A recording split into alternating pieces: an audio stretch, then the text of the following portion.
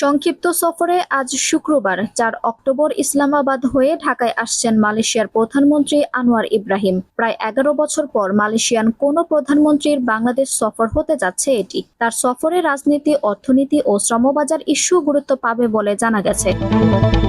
অন্তর্বর্তীকালীন সরকারের প্রধান উপদেষ্টা নোবেলজয়ী অর্থনীতিবিদ ডক্টর মোহাম্মদ ইউনূসের আমন্ত্রণে ঢাকায় আসছেন আনোয়ার ইব্রাহিম। তিনি ২.৫ থেকে ৩ ঘণ্টা অবস্থান করবেন। সংক্ষিপ্ত সফর হলেও তার সফরে গুরুত্বপূর্ণ সব উপাদান থাকবে।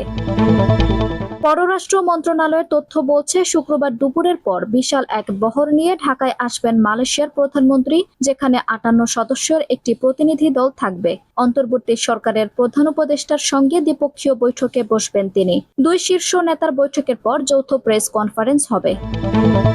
এছাড়া আনোয়ার ইব্রাহিম বাংলাদেশের রাষ্ট্রপতি মোহাম্মদ শাহাবুদ্দিনের সঙ্গেও সৌজন্য সাক্ষাৎ করবেন। বিকেলে তিনি ঢাকা ছেড়ে যাবেন।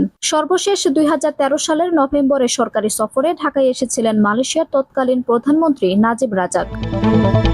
সংক্ষিপ্ত সফরে আজ শুক্রবার ৪ অক্টোবর ইসলামাবাদ হয়ে ঢাকায় আসছেন মালয়েশিয়ার প্রধানমন্ত্রী আনোয়ার ইব্রাহিম। প্রায় ১১ বছর পর মালয়েশিয়ান কোনো প্রধানমন্ত্রীর বাংলাদেশ সফর হতে যাচ্ছে এটি। তার সফরে রাজনীতি, অর্থনীতি ও শ্রমবাজার ইস্যু গুরুত্ব পাবে বলে জানা গেছে।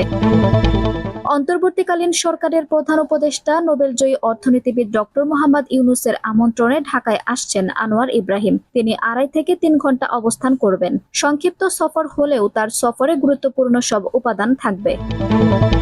পররাষ্ট্র মন্ত্রণালয়ের তথ্য বলছে, শুক্রবার দুপুরের পর বিশাল এক বহর নিয়ে ঢাকায় আসবেন মালয়েশিয়ার প্রধানমন্ত্রী, যেখানে ৫৮ সদস্যের একটি প্রতিনিধি দল থাকবে।